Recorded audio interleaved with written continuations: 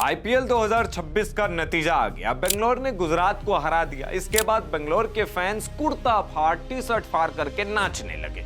लेकिन इसी बीच social media पर कुछ लेफ्ट लिबरल को मिर्ची लग गई। मिर्ची इसलिए लगी क्योंकि आईपीएल के फाइनल सेरेमनी में शिव तांडव स्तोत्रम बजाया गया।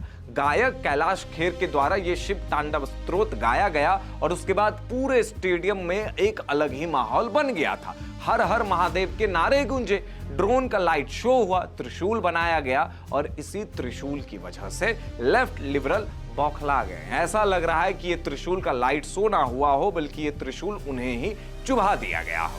सोशल मीडिया पर एक जमात खड़ी हो गई, चिल्लाने लगी, हाय तौबा मचाने लगी कि ये क्या हो रहा है भारत में, क्रिकेट में अब धर्म आ गया है, शिव तांडव स्तोत्र हो रहा है, बीजेपी ने देश को बर्बाद कर दिया है। इस प्रोपेगेंडा को सबसे पहले हवा दी एक स्पोर्ट्स जर्नलिस्ट ने।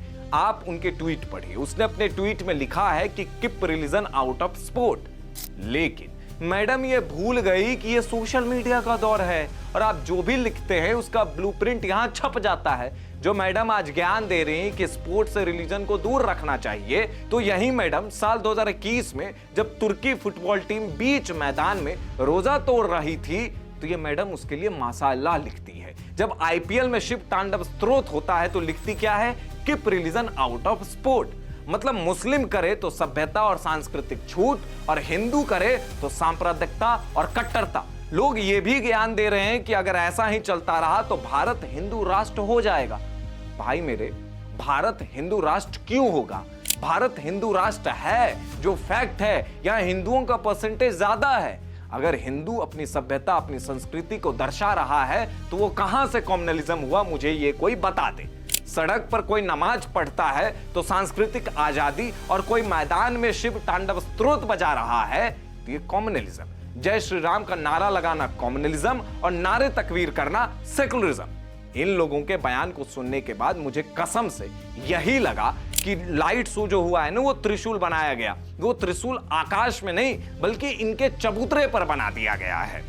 दो मुंहेपन की भी एक हद होती है। जो लोग आज ये हाय तौबा मचा रहे हैं, उन्हें ये देखना चाहिए कि आज इंडोनेशिया एक मुस्लिम राष्ट्र है, लेकिन उनके करेंसी पर भगवान गणेश की छवि बनी हुई है। वो हिंदू सभ्यता को अपने देश में संग्रहित करके रखे हुए हैं क्योंकि उन्हें मालूम है कि वो हिंदू सभ्यता से बाहर निकले हैं। लेकिन ये तथ्य कोई नहीं देखना चाहता। इन लोगों की आंखें उस वक्त बंद हो जाती है जब पाकिस्तानी मुस्लिम खिलाड़ी बीच फील्ड में नमाज पढ़ते हैं।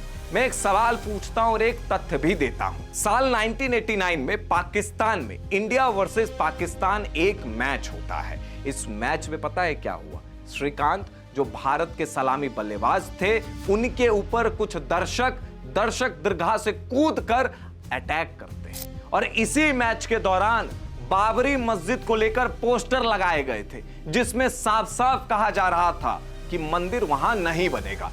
तब कम्युनलिज्म नहीं दिखा, तब यह नहीं दिखा कि स्पोर्ट में कम्युनलिज्म हो रहा है। उस चीज को सेकुलरिज्म के तौर पर पेश कर देंगे ये लोग। तो आप लोगों से एक ही अनुरोध है कि जब भी लैपटॉप खोलकर ट्विटर पर ज्ञानबाजी करते हैं तो थोड़ा फैक्ट्स भी देख लीजिए। सड़क पर अगर नमाज पढ़ना जायज है तो आईपीएल के सेरेमनी में शिव तांडव स्तोत्र बजाना भी जायज है।